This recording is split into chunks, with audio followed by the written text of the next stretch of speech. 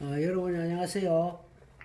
지난 주 이어서 우리가 생산 관리 또는 품질 관리 중에 이제 생산 관리에 포함한 자재의 어떤 조달 또는 관리에 대해서 다시 공부하도록 하겠습니다. 그래서 자재의 전체 생산을 컨트롤 관리하려고 하면은 이 자재의 어떤 관리 및 조달이 상당히 중요하다고 볼 수가 있는데, 이 자재가 실제 우리 생산 어떤 원가에 차지하는 비중이 거의 막 70%에 달하기 때문에 이 어떤 자재를 어떻게 잘 조달하고 관리하는 것에 따라서 그 제품 생산의 단가, 그 원가가 많이 달라진다 하는 것을 여러분들 알 수 있을 거다 싶습니다. 그래서 이 자재의 어떤 관리가 굉장히 중요하다. 그 실제 여러분들 인건비 해봤자 뭐 몇 프로 안 되는데, 이게 전체 생산 어떤 단가의 70%, 어떤 거는 심지어 80%도 되고 이러니까 이게 상당한 비중을 차지한다는 것을 여러분들 이제 알 수가 있을 거다 이 말이죠. 그래서 자재 조달과 관리.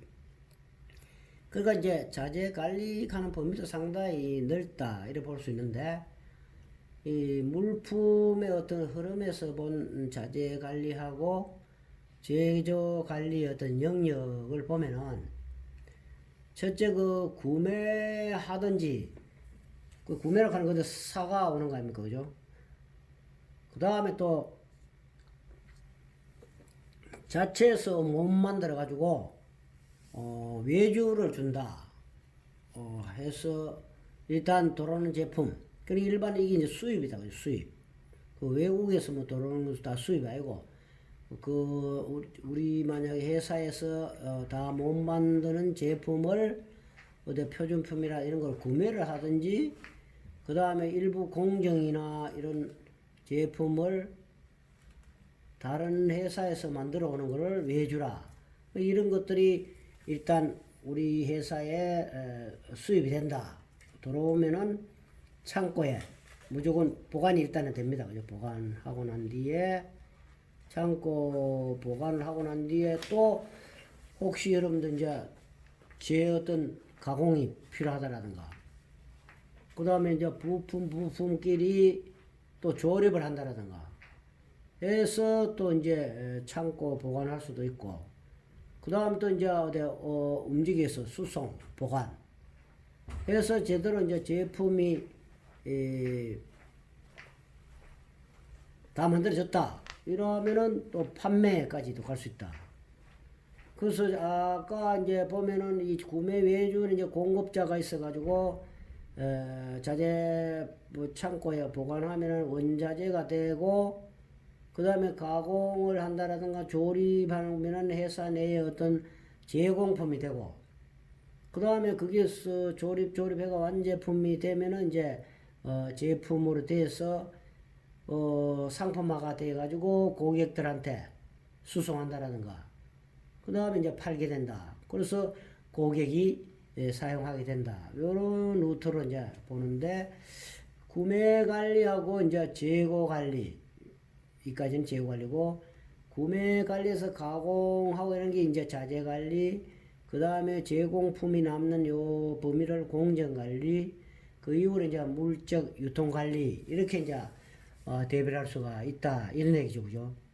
그래서 보면은 자재 관리 영역이 상당히 범위가 넓다 이렇게 볼 수가 있다. 그래서 이제 여러 가지 조립품 같은 경우는 우선 제품을 만들기 위해서 생산 계획하고 그에 따른 자재 계획을 해야 되는데, 자재 계획에서 우선 전체 부품표가 만들어져야 된다. 그러니까 조립품 같은 경우에 부품표가 만들어짐으로써 어떤 부품이 얼마나 많은 양이 필요한지를 한눈에 볼 수 있도록 우선 제일 먼저 이거 부품표, 부품 원단위표를 만들어야 된다. 그래서 부품 계획을 기본 생산 계획이 수립된 이후에 바로 이 부품 계획이 수립되고, 그 다음 거기에서 이제 구매할 건가, 그 다음에 어디 외주 줄 거냐, 그 외에는 이제 우리 회사에서 만들 거냐, 이렇게 해서 이제 계획을 하고 난 뒤에 또 그 자재 사용 계획표를 만든다. 그래서 앞에 이제 원단위 했는 거를 자재 기준표에서 원단위 산정을 하고, 그지? 그 다음에 이제 사용 계획을 하고 난 뒤에, 그 다음에 이제 구매품 같은 경우는 부품 구매 계획표에 의해서 실제 이제 만들어지고, 자재 사용 계획표에서 이제 우리가 자재 조달을 해야 되고, 그러면 자재 재고가 있나 없나 확인해서 실제 필요한 거는 사든지 하든지 해야 되고, 그런 까지가 이제 재고 관리 구매 계획하고, 그 다음에 이제 부품 구매에서는 조달해야 되고, 그 다음에 이제 또 자재 구매표에서 자재 조달도 하고, 그 다음에 이제 주문, 이런 식으로 해서 모든 이제 생산 계획에 의해서 부품 계획, 생산 계획, 자재 조달 계획, 이렇게 이제 이루어지는 거다, 이런 얘기지, 그죠? 그래서 이것에 이제 해서 우리가 생산을 하게 되는데, 자재 관리의 기본 목표가 실제 품질, 그 다음에 원가, 납기, 자금, 그러니까 이게 QCD에다가 이제 자금, 머니 이 포함되는 거다. 그러니까 이제 처음에 실시 단계에서 품질은 양품이고 균일해야 되겠다. 원가는 어떤 게 얼마 들고 분석을 하고, 납기는 어떤 언제인데 어떤 지연 감소 작제라든가 재고 뭐 결품이나 이런 걸 절대 없도록 방지해야 되겠다. 그 다음에 자금 계획도 해야 되고, 운전 자금 절감해야 되고, 재고를 감소해야 거기에 재고가 많이 쌓이면서 원가에 미치는, 자금에 미치는 그 영향도 다 고려해서 제대로 이제 해야 되는데, 그 다음에 이제 설계에 들어간다. 여러 가지 이제 표준화 작업을 하고, 거기에 대한 시방서를 내고, 그 다음에 이제 외주가 나갔다면 외주 지도도 하고, 조달 쪽에는, 그죠? 그 다음에 또 원가 측면에서 어떻게 하면 원가 절감할 건가, 이런 연구. 그 다음에 재고 관리도 정량 주문 방식, 뭐 정기 주문 방식, 여러 가지 방식을 해서 재고 관리를 또 하고, 구매 외주 이런 쪽에서 장기 계획이라든가 장기 계약이라든가 계획적 분납이라든가 이런 방식으로 해서 그 생산 계획에 따라서 제대로 맞추고, 그래서 이제 작업을 하는데 원료 제품비가 얼마 드는지 그 분석을 해가 가능하면 로스를 줄이고 100% 자재 활용을 잘 할 수 있도록 이렇게 이제 기본 목표를 두고 우리가 실제적으로 자재 관리를 해야 된다, 이런 얘기입니다. 자재 관리 업무 내용들을 이제 쭉 보면은 업무 내용 집행 순서가 제일 먼저 이제 어떤 프레임이 들어간다. 자재 계획을 하고 거기에 따른 어떤 자재 조달 계획 또는 구매 계획, 그 다음에 물가라든가 시장도 조사도 하고 이제 구매 수속을 밟고 취득 실제 이제 빨리 들어오도록 하고, 납입 수속, 그 다음에 납입하고 검수를 통해서 또 합격이 되면은 운반을 하고, 그 다음에 이제 입고되면은 보관 정리도 하고, 그래서 이제 재고 통제, 그러니까 그게 이제 재고 관리가 되겠지. 재고 관리를 하고, 그 다음에 필요하다면 이제 출고, 또 다른데 이제 하면은 또 운반해서 출고, 그래서 이제 자재를 사용해서 실제 물품을 만든다. 이런 얘기다. 그래서 구매 관리, 창고 관리, 공정 관리, 이런 거를 이제 총망라해서 이제 자재 관리 업무가 들어가는데, 자재 관리가 얼마나 중요한지, 어떤 그 자재 관리의 어떤 중요성에 대해서 공부를 한번 해보면은, 자재가 차지하는 비중이 워낙 크기 때문에 자재 조달에 소요되는 원가를 절감하는 것이 가장 중요하다. 이래서 구입할 때 그 가격이 적정해야 된다. 그럼 뭐 제품을 완제품 만들기 위해서 자재를 구입하는데 돈을 너무 많이 써보면 곤란하다. 그 다음에 조달 비용을 좀 절감시키게 된다. 이거로 해서 우리가 원가 절감을 해야 되고, 납기 확보를 위한 적기에 적소 적정량이 공급돼야 된다 이 말입니다. 너무 많아도 안 되고 너무 적어가 결품 납품만 곤란하다. 그래서 결품 방지 또는 필요한 곳에 또 필요한 때에 또 필요한 양만큼 이렇게 돌아야 된다 이 말이죠. 그죠?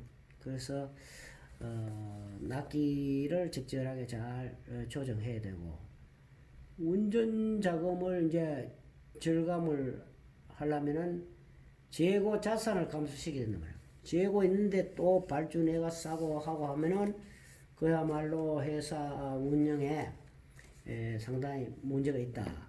그래서 재고가 얼마나 있는지 재고 자산 감소를 해야 되는데, 항상 적정 재고를 유지시키도록 노력해야 된다. 적정 재고. 그러니까 적당한 재고가 있어야 되지, 일주일분만 있어야 되는 거를 한 달치,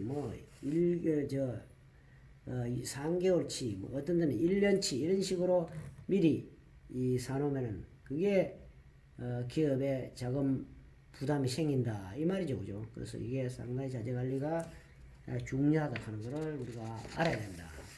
그래서 이게 바로 이제 돈이기 때문에 이런 측면에서 해야 되고, 원가 절감을 해야 되고, 그 다음에 재고도 절감해야 되고, 생산도 원활해야 된다.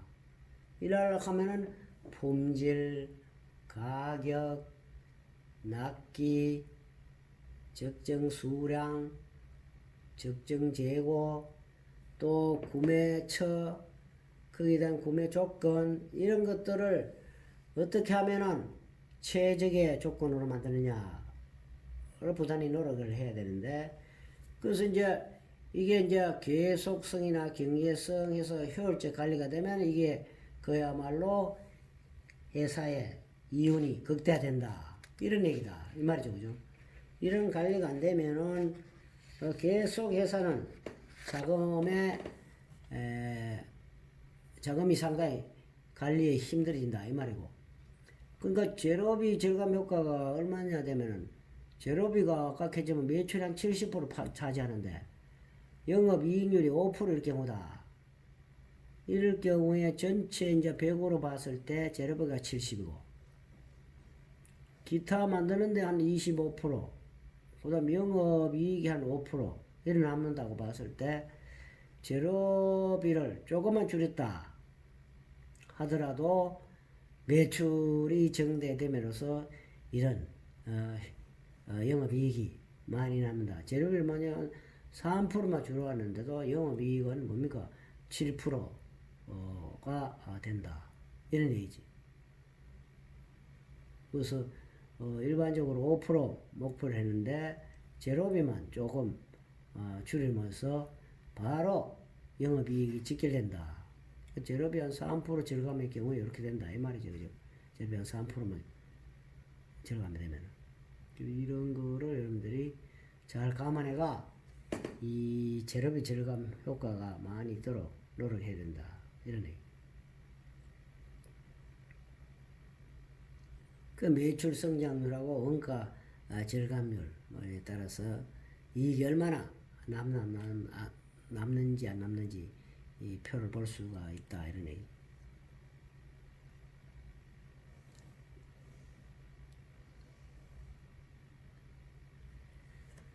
그래서 이제 재료비 절감의 요소와 이제 어디 요소 있는데 그걸 잘 이제 우리가 알아가지고 이거를 어떻게 하면은 재료비를 줄일 수 있나 이거를 찾아내야 된다. 그래서 사용량을 가능하면 어떻게 하면 좀 줄일 수 있느냐. 기존 100으로 사용했을 때 어떻게 하면 10%를 줄일 수 있냐. 이런 방법이 어떤 게냐면 제품 설계할 때나 혹시나 구조 변경을 통해서 재료 그 어떤 그 또는 스펙을 약간 변경함으로써 재료비가 절감이 될 수도 있을 거고 수율 향상이나 그 다음에 불량 감소로 해가 공정 불량이나 완제품 불량, 크렘 처리 이런 걸 또 줄이 가지고 재료비 절감이 될 수도 있을 거고 그죠? 그 다음에 구입 금액을 또 재료 살 때 거래처를 변경한다라든가 구매 단위량을 좀 조정한다라든가 안 되면은 뭐 단가를 좀 인하해가 내고를 해가 그죠? 구입 가격을 좀 낮춘다라든가 그 다음에 혹시 이제 설계할 때 너무 설계를 너무 잘해봤다 설계가 너무 가행돼봤다 그러니까 재료라든가 어떤 스펙을 규격을 약간 바꿈으로써 안 그러면 그 어떤 공법 제작하는 방법을 약간 바꾼다. 그 다음에 설계 구조 같은 거를 약간 바꾼다. 이래가지고 혹시 가행된 어떤 설계사항을 약간 변경함으로써 이렇게 또 재료비도 절감할 수 있다. 뭐 여러 가지 있는데 제품 코스트의 한 7, 80%는 개발이나 설계 단계에서 벌써 이루어진다. 이렇게 만들어진다. 그게 얼마나 중요합니까? 그죠? 7, 80%는. 그래서 일반적으로 재료비가 50에서 한 75%를 차지한다. 모든 제품의 통계를 내면 그 정도 우리가 차지하는 걸 알 수가 있다. 이런 얘기죠.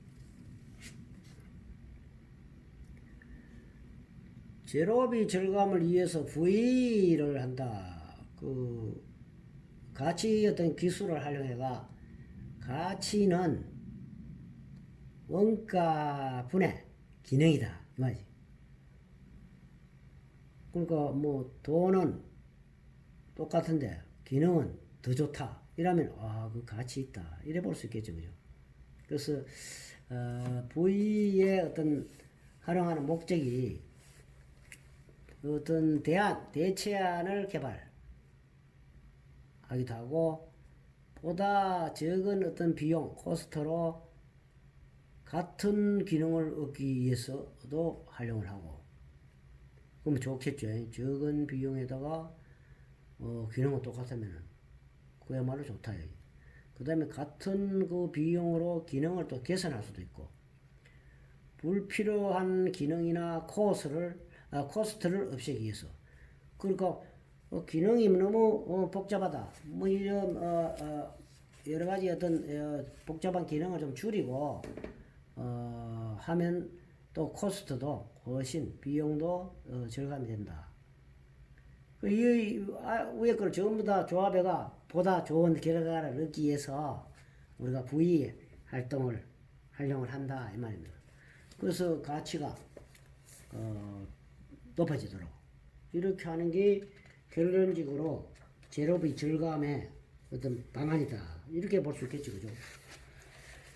그렇게 하면은 또 그거에 또 일환으로 우리가 자체에서 다 못 만드는 것을 우리가 또 외주 주잖아. 그죠? 외주. 그러니까 이제 회사 내에서 다 못 만드는 제품을 더 뭐 수입이나 이런 걸 넣을 수가 없으니까 다른 회사 전문적으로 만드는 그 부품 회사를 이용할 수가 있다. 그래서 이런 외주 관리도 굉장히 중요하다 이런 얘기죠. 그래서 외주 관리의 중요성은 첫째 그 자사 생산보다 싸게 생산한다 이 말이죠. 전문적인 그런 회사이기 때문에 자사에서 그걸 또 만들려고 하면 새로운 설비, 새로운 기술 이런 거 하려고 하면 훨씬 비싸게 칠 수가 있다. 그 다음에 또 자사 전문 외의 작업이 필요하다. 회사 어떤 자체에서 는 그런 기술이 없다. 이럴 경우는 외주 전문 업체가 그 기술을 전문적으로 하고 있으면 그거를 활용하면 되고, 수주량이 갑자기 늘어났다. 보통 한 100대 만드는데, 다음 달은 한 200대, 100대, 100대씩 만들다가 200대 배 늘어붙다. 이러면 우리가 생산 설비나 이런 거를 배 바로 뭐 이래 확정할 수 없으니까 이거를 이제 외주를 줌으로써 생산 능력에 이제 자사의 능력을 보충할 수 있다. 이런데 해서 수주량 변동에 유연히 우리가 대처한다. 이런 얘기. 그 다음에 이제 그런 거를 더 하려고 하면 원래는 자사에서 설비 투자나 하고 그 다음에 거기에 따른 운전 자금이 막 들어가는데, 그리고 이거를 이제 외주 주니까 그게 경감이 돼가 자기 자본의 어떤 보충이 될 수 있고, 그 다음에 자사에서 관리가 곤란할 경우에 특히 뭐 페인트라든가 아주 어려운 열처리라든가 이런 거는 그런 작업, 특수 작업일 경우 노무 관리 이런 것도 어렵다. 이럴 경우에는 외주 주는 게 훨씬 낫다. 이래서 이제 외주 관리를 처리를 한다 이 말이죠, 그죠? 그래서 외주 관리할 때에 핵심은 첫째 무조건 뭡니까? 품질이 좋아야 되지. 돈 좀 싸다고 외주 줬더만 제품이 엉망이다. 품질이 아주 잘못됐다. 이러면은 훨씬 더 문제가 생길 수 있다. 그 다음에 또 뭐 코스트 문제. 자기 이 회사 만드는 보다도 싸게 만들기 때문에 외주를 주는데 이게 뭐 우리 자체에서 만드는 보다 더 비싸게 이러면 안 된다. 코스트 면에서 좀 장점이 있어야 된다 이 말이고, 그 다음에 납기. 우리가 뭐 갑자기 이제 수주량 변동이 있어 가지고 그 납기를 제대로 같이 맞추려고 이랬는데, 이 납기를 제대로 그 외주업체가 어기버리면은 상당히 문제가 생긴다. 그러니까 품질, 가격, 납기 측면에서 뭔가 메리트가 있어야, 장점이 있어야 우리가 계속 이용한다 이런 얘기입니다, 그죠? 그래서 이제 외주 관리의 어떤 중요성 여기에서 이제 우리가 볼 수 있는데, 그래서 이제 우리가 도입하는 게 MRP 이런 시스템, 그러니까 Material Resourcing Plan 이래가지고 자재 어떤 의 계획을 우리가 MRP 체제하는데, 수주 정보에서부터 해가지고 그죠? 수주 예측까지, 처음에 생산 수주 정보가 수주 예측이 어느 정도 된다. 이러면은 생산 계획을 뭐 대상 제품이나 수량은 몇 개, 납기는 언제쯤 이렇게 생산 계획을 하고, 그 다음에 이제 자재 소요량 계획을 한다. 그러니까 MRP 총 소요량 계획하고 정미 소요량 계획, 소요량 전개해서 거기 보면 이제 발주 계획이나 그다음 재고 계획 정보를 이제 입수되고, 그 다음에 이제 부품 구성표라든가 재고표를 다 이제 만들어가 그게 맞게끔 이제 생산 계획에 맞게끔 이거를 다 이제 짠다 이 말이죠, 그죠? 그래서 이제 부품 전개표를 만드는데 0단계에서 2단계, 0단계가 있다. 그 다음에 뭐 낚시 어떤 조명등을 만든다. 이러면은 그 1단계는 어떤 부품 들어가고 2단계는 어떤 부품 들어가고 개수는 몇 개 들어간다. 이런 걸 다 부품 전개표를 만들어 가지고 하나의 자재 수량 계획을 다 한다. 이래 가지고 또 이제 더 상세하게는 이제 뭡니까? 자재 일람표, BOM 이렇게 하죠. BOM, Bill of Material. 이래가지고 완전 뭐 이 자재의 어떤 계산서처럼 그게 이제 리스트를 쫙 나오겠죠, 그죠? 그러니까 부품 표에 의해서 어떤 부품이 들어가고 그 다음에 수량은 몇 개, 그 다음에 이거를 이 조달 구멍을 구매할 거냐, 아거나 회사 내에서 자작할 거냐, 이건 안 된다, 외주 줘야 된다라든가, 이런 식으로 자재 구분을 쫙 해, 이런 식으로 만들어가 자재 어떤 일람표를 쭉 만든다 이 말이죠. 그럼 여기에서 이제 하나하나 관리해 나가면 되는데, 이거 해가지고 이제 전체 자재 일람표를 만들면 총 뭐 수량이 몇 개 나오고 언제 이게 돌아야 되고 현 재고는 몇 개 있고 소요량은 몇 개인데 있고 계획량은 몇 개고 그럼 발주는 몇 개 해야 되고 뭐 이런 것들이 쭉 만들어진다. 이렇게 보면 되겠죠. 이렇게 자재 소요량 산출을 또 해가지고 이게 이제 생산 대비를 철저히 해야 된다. 이런 얘기죠. 그 다음에 이제 자재 발주를 이 표에 의해서 이제 해야 되는 거는 거죠. 자재 소요량 산출을 했으니까.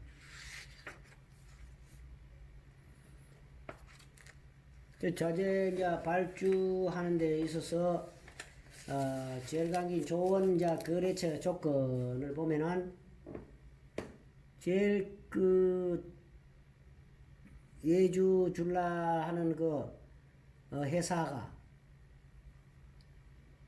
성의가 있어야 되고 또 어떤 책임감 뭐 이런 것들을 우리가 보고 그 다음에 거래하는데 어떤 센서 거래의 어떤 매너라든가 그 다음에 과연 이게 얼마나 서로 협력하겠느냐 협력성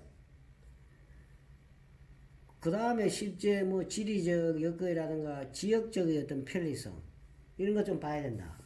너무 예를 들어서 뭐 자회사하고 멀리 떨어지고 이러면은 어떤 문제가 생겼을 때의 어떤 처리라든가 거리상으로 문제점 여러 가지 또 뭡니까 그 수송할 때에 그 물류 비용이라든가 이런 것들이 또 문제가 되기 때문에 이런 것도 좀 고려하고 그 다음에 정보 제공을 이제 어느 정도 이제 잘 해줄 건가 해서 타사보다 유리한 조건이고 타 수요자보다 유리한 조건이다. 이랬을 때에 이제 가격, 프라이스, 퀄리티, 품질, 데리버리, 납기, 서비스 측면 이게 이제 다 좋은 조건. 이래야 이제 서로 동반자가 될 수 있다. 이런 얘기지. 기본적 조건 이제 기업 체질이 강하고 원가 절감 의욕이 강하고 원가 절감해야 그래도 돈을 서로 세이브할 수 있다. 원가를.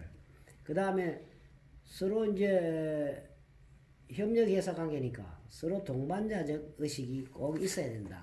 그래서 요 QC 그 다음에 납기, 서비스, 품질 이걸 서로 이제 얘기가 된다 이 말이죠, 그죠? 그래서 이렇게 해가 발주 방식도 정량으로 이제 발주할 거냐, 양은 몇 개, 뭐 100개씩 매주 준다는 거 이렇게 해야 될 거냐. 안 그러면은 정기적으로 뭐 일일마다, 안 그러면 주마다, 달마다 뭐 100대면 100대, 1000대면 1000대씩 이래 줄 거냐. 그 다음에 정기 정량 발주식으로 할 거냐.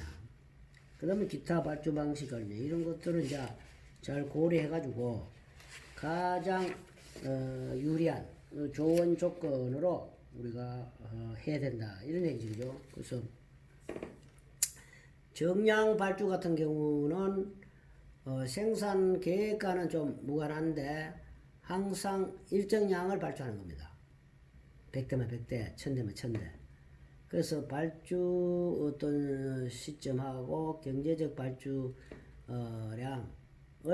설정을 우리 해서 하는 거고 그러면 조달 기간이 이제 불균형 이렇게 하면은 안 되니까 발주점이 있고 그다음에 제거랑 그다음에 가행 제거 어느 정도 되고 이런 걸 감안해가 정확하게 우리가 발주를 해야만이 어떤 조달 기간이 불균형이 안 된다 이 말이지.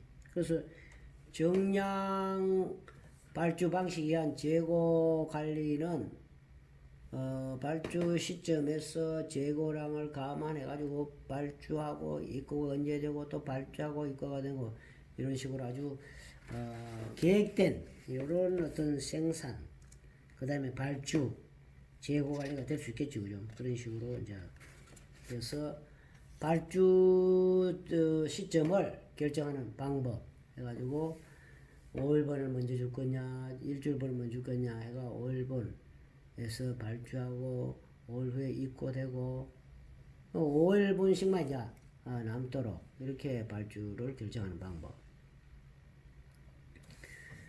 그래서 또 이제 경제적인 발주량 산출 공식 위해서 한다. 평균 재고량은 2분의 Q다. Q가 주문 수량이다. 그 다음에 평균 재고 액은 얼마냐 구입 단가를 또 가미하면 되겠죠, 그죠? 연간 재고 유지 비용이 또 얼마나 드느냐. 발주 횟수는 어떻게 하느냐. 연간 이제 주문 수량 분해 연간 소요량 해가지고 하면 나오겠죠. 발주 횟수가 몇 회 하면은 되겠다. 그러면 연간 발주 비용 같은 게 얼마쯤 되느냐. 그러니까 주문 수량 분해 연간 소요량 꼬박이 한번 하는데 주문 비용이 얼마 된다. 이러면은 총 연간 발주 비용이 뭐 1억이 든다, 뭐 10억이 든다. 이렇게 계산이 나오겠죠. 그 다음에 이제 경제적 발주량은 구입 단가에다 연간 재고 비용을 꼽은 그 분해 이 꼬박이 A가 연간 소요량의 1회당 주문 비용 이러면은 경제적 발주량이 된다. 이런 시기에서 우리가 발주량을 가장 경제적으로 할 수가 있다. 이런 기법을 쓸 수도 있죠. 그죠?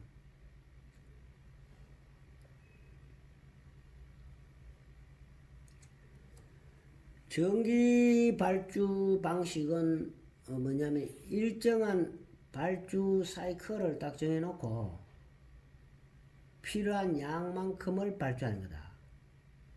그러니까 조달 소요 기간 플러스 발주 사이클 기간 중에 발주량 해가지고 소요 추정량 플러스 안전 재고량 빼기 실제 이제 재고 있는 거 그 하고 또 수입 예정인 양 이렇게 하면은 된다 이 말이죠. 그죠? 정기 발주 방식에서 그 다음에 정기 발주에 적합한 품목은 어떤 거냐. 정기 발주할 때 적합한 품목 이런 거는 단가가 높은 품목, 단가가 센 거. 그 다음에 또 단가 변동이 왔다 갔다 하는 거, 변동 폭이 큰 거. 그 다음에 불안전한 그 품목. 그 다음에 공동성이 적은 품목.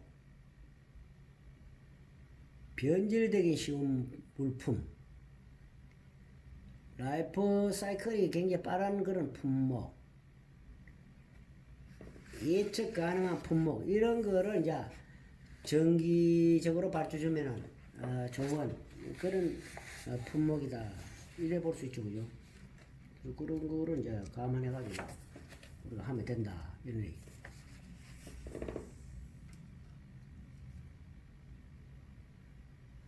그 이제 좀 변동이 많은 것. 잘 뭐 변질되기 쉬운 이런 물품. 그다음 아주 고가인 거, 뭐 이런 거를 전기 발주 주면 좋다 이 말이지. 그래서 앞에 이제 정량 발주 형식하고 전기 발주 비교를 이제 해보면은 그 정량 발주 같은 경우 구매 경비 및 비용을 최소화할 수 있고, 전기 발주는 운전 자금을 좀 절감할 수 있고, 그 다음에 이제 발주량 이제 정량 발주 같은 경우 고정적이고, 전기 발주는 변동이 일어날 수 있다 이런 얘기.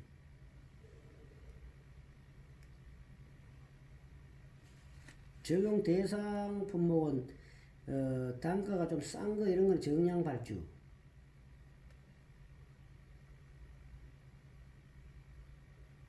발주량이 들쑥날쑥 하는 거는 전기 발주. 소비량이 비교적 안정된 거는 정량 발주하고, 불안정한 거는 전기 발주. 뭐 이렇게 하면 되죠. 수요 예측이 좀 곤란한 거는 정량.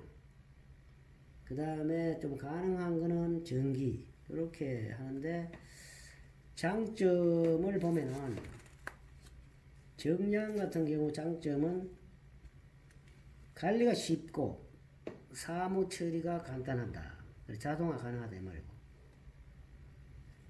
발주 비용이 좀 감소되는 그런 장점이 있습니다만은, 전기 발주 같은 경우는 장점이 수요 변화에 대한 대응이 가능하고 재고량을 감소시킬 수 있다. 그 다음에 여러 가지 어떤 품목의 동시 조달이 가능하다 이런 얘기고, 단점이 이제 수요 변화에 대한 대응이 곤란한 게 이제 정량이고, 형식적으로 운영하기 쉽고 부정기적으로 비용이 높다 이 말이죠.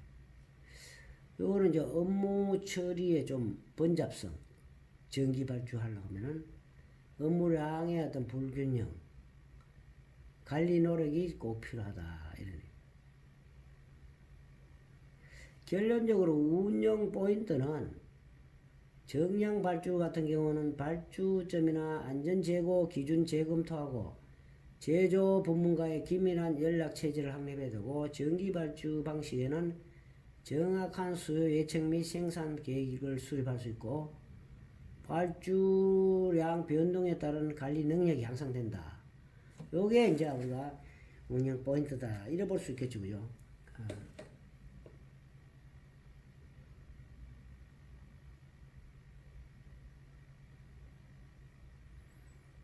그 다음에 이제 발주 어떤 품목이 딱 정해지면 발주 방법을 결정해야 되는데, 전기 발주할 거냐 정량 발주할 거냐. 그래 아까 이제 얘기한 것처럼 어떤 게 어떻게 장점이 있냐. 그래서 정기적으로 발주하는 가격이 비쌀 경우 조달 어려운 거, 기간 걸릴 거, 그죠? 재고 부담이 큰 거, 수요 예측이 가능한 거, 뭐 이런 것들은 이제 전기 발주를 한다 했고, 수요 예측이 어렵고, 그 다음에 재고 부담이 적고, 뭐 가격이 좀 싼 거, 이런 건 정량, 뭐 이렇게 맞는 거를 해가지고 발주를 하면은 수량 체크를 하는데 가까운 장래에 가격이 오르지 않을까라든가, 그 다음에 계절 요인은 없을까, 계절에 어떤 변동이 없나, 보관 장소는 있는지, 재고를 놓아두면 나빠지지 않을까 등등, 이런 걸 이제 감안해가 수량을 체크하고, 지금 현재 여유는 충분한가를 생각하면서 이제 그 다음에 정식적으로 발주를 한다 이 말이죠, 그죠? 그래서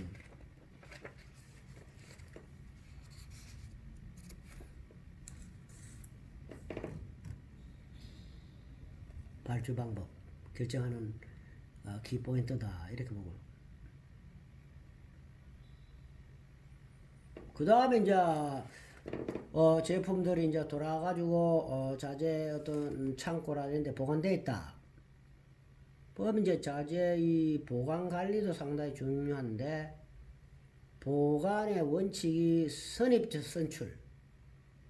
먼저 돌아간기 먼저 나간다. first in, first out. 이 방법을 써야 된다. 이런 얘기죠. 특히 상하기 쉬운 이런 거는 무조건 이래야 되겠죠. 그죠?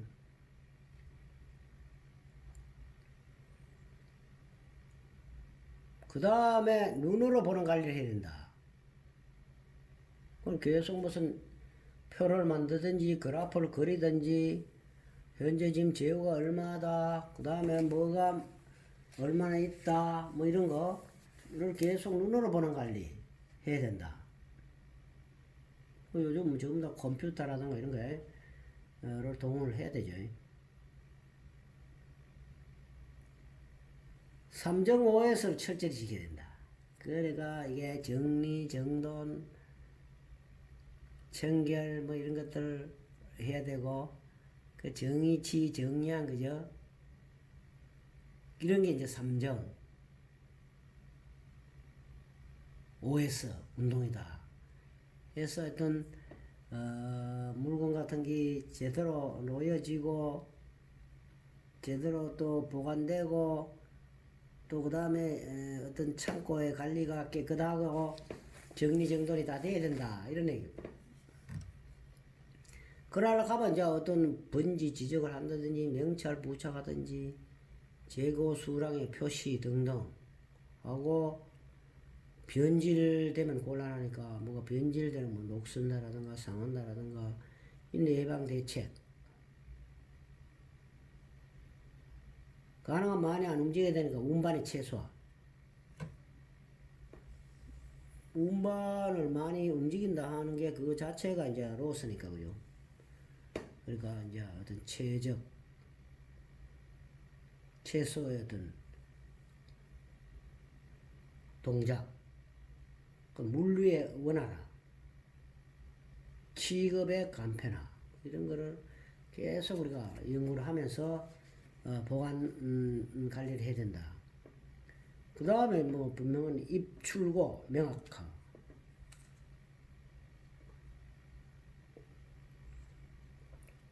재고 관리가 안 돼가지고 기업이 어려운 데가 굉장히 많죠, 그죠? 그 있는 재고도 모르고 또 만들고 하면 계속 비용만 나가고 수익이 없다. 이러면 그야말로 그 회사 이제 어려워진다. 운영이 어려워진다. 이런 얘기. 그렇게 봅니다. 그래서 이제 창고 관리를 합리화해야 되는데, 요거는 이제 아주, 어떻게 어떤 보관하면은 가장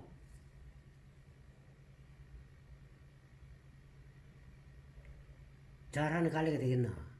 그러니까 입고되는 문이 있고 출고되는 문이 있는데 보관 원칙이 무거운 걸수록 가능한 앞쪽으로 입고하는 쪽으로, 그 다음에 작은 것 같은 거는 오른쪽, 그 다음에 가벼운 것들은 안쪽으로, 그 다음에 큰 것은 왼쪽으로 보관 원칙을 주로 그렇게 해서 하면은 아무래도 원활한 그런 창고 관리가 되겠다. 이런 얘기죠. 무거운 거를 그 안으로 깊이 갖다 넣어 놓으면은 만약에 사용할 때 빼낼 때 어렵단 말이에요. 그럼 무거운 거는 가능한 입구 쪽을 하는 게 원칙이다. 이렇게 있죠. 그죠? 그래서 이제 재고 관리에도 이제 PDCA, 그 프렌 두 체크 액션. 처음에 이제 재고 등 계획 설정을 하고, 그 다음에 재고를 이제 운영을 사용을 해본다. 그 다음에 해보니까 재고 조사를 체크를 한다. 얼마나 뭐가 있다 없다. 그러면은 뭐는 부품이 많고 어느 부품이 거의 결품되다. 그럼 바로 액션. 그래서 이거를 리드 타임이나 발주 사이클이나 로또 사이클 저 같은 거를 다 감안해가 액션에 들어간다. 액션은 뭡니까? 새로 재발주라든가, 그 다음에 재고가 많으면은 더 이상 발주를 안 한다라든가 이런 걸로 해서 이제 재고 관리를 해야 되고. 그래서 이제 그게 이제 계속 PDCA 해가지고 절대 그 제품들이, 일부 제품들이 많이 가행되지 않도록, 그래서 가행 재고에 어떤 피해가 없도록 해야 된다 이런 얘기. 그리고 이제 재고가 많이 쌓였다. 그럼 어떤 문제가 있느냐? 그 가행 재고니까 보관 비용이 증가되고, 거기에 따른 뭐 보험도 그런 보험료, 인건비 관리하기 위한 인건 비 증가. 그래서 점점 어떻습니까? 잠자는 자금이 증가되고 또 내 돈을 빌려야 되고, 그러면 결론적으로 자금 순환의 어떤 악화가 이루어지면 어렵단 말이죠. 그래서 이 가행 재고가 없도록 해서 이제 가행 재고가 왜 생기노? 판매가 잘 안 되니까 그 잔량이 많고 시장 재고도 증가되고 가격 할인 이익률이 감소 이렇게 돼버린단 말이에요. 그래서 팔리지 않는 재고는 이렇고 팔리는 재고는 이런 문제가 있다. 이래서 제일 강한 게 이제 이거를 가행 재고를 없애야 된다 이런 얘기죠.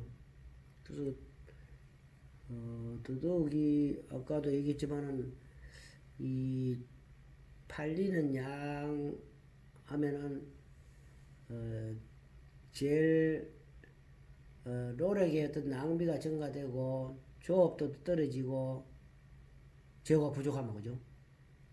그 다음 가동률이 저하되고 이익률이 감소되는 건 당연하지 그요. 그 다음에 너무 또 이제 적어버리면은 못 팔 수가 있고 또 납기 지연이 발생되고 신용이 떨어집니다. 그건 뭐 가면 없다 하거나 가면 곤란하다. 그 재고 부족이 됨으로써 또 이제 새로 또 이제 구매하고 아마 구매 경비 증가, 물류 비용 증가, 이익 감소. 이게 이제 악순환이 너무 재고 없어도 문제가 있다. 그래 가행돼도 안 되고 가소돼도 안 된다 이 말이죠, 그죠? 그런 문제점이 있으니까 그게 문제다. 그다음 이제 여러 개에서 이제 적정 재고를 가지고 있었는데 5가지 요소가 수요의 변화, 가격의 변화, 재고 비용의 변화, 발주 비용의 변화, 조달 기간의 길고 짧은 이것 따라서 적정 재고량을 잘 우리가 결정을 해야 된다. 수요, 가격, 재고, 발주, 이런 조달. 이래서 이제 가장 좋은 적정 재고 이거를 이제 유지하면 최고다 이 말이죠, 그죠? 그래. 그 유지 비율 같은 것도 있고.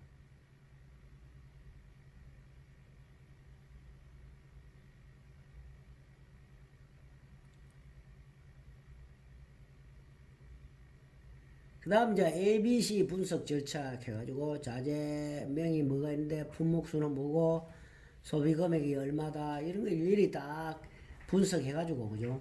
제대로 우리가 관리를 해나가야 된다. 이래 하면 만약에 뭐 전 품목에 대한 A, B, C는 몇 프로 비율 차지하고 사용 금액은 몇 프로 차지한다. 했을 경우에 만약에 지휘사하게 그거는 뭐 이렇게 A, B, C를 나눠가지고 사용 금액이 얼마났다 이렇게 이제 구분 같은 걸 하고, 그래서 A, B, C하고 품목수와의 관계는 이제 그래프로 그리고 사용 금액이라는 품목수가 A, B, C 각각 어떻게 돼 있다 이렇게 이제 조사를 할 수도 있죠, 그죠? 그리고 이제 재고 관리 성과 측정을 했는데 재고 회전율이 얼마나 되는가. 그 재고가 몇 해 전에 했을 때 그 종합적인 측면을 분석하는 방법, 해가 회전율 같으면은 재고 자산이라든가 재료 재고, 제공 재고, 제품 재고, 그리고 회전 횟수 하면은 재고 금액분의 매출액이고, 회전 횟수 같으면 매출액 재고 금액 분의 365일 이렇게 된다. 회전율이 어떻게 되느냐. 평균 재고액 같은 것도 월 평균 재고액은 어떻게 되느냐. 2분의 월초 플러스 월말. 연간은 2분의 기초 재고에서 기말. 이러면 나오죠. 그래서 이제 제공품 자체에 있는 그 공장 내에 있는 제공품 절감을 위한 지터, just in time. 그러니까 제때에 이런 게. 이 도요타 방식이지. 도요타 생산 방식인데 just in time 그래가지고 제때에 적시에 뭐. 그러니까 네 개의 수단인데 just in time, 자동화, 소위나 뭐 창의 제한 이래가지고 뭐 8개 또 방식도 있습니다. 간판 방식, 평준화, 준비 시간 단축, 그 다음에 작업의 표준화, 설비 레이아웃을 바꾼다라든가 꾸준한 개선과 제한, 눈으로 보는 관리, 그 다음에 품질 관리 개선 이런 걸 통해서 이제 just in time 이런 식으로 하고. 그러니까 아까도 이제 MRP 이런 제조 자원 계획을 제대로 수립을 해야 되고 그죠. 안 되면 ERP까지도 가요. 기업 지원 자원까지도 이렇게 하는 거죠. 그래서 요까지 이제 오늘 우리가 재고 관리, 자재 관리에 대해서 공부를 했습니다. 수업 마치겠습니다. 수고했습니다.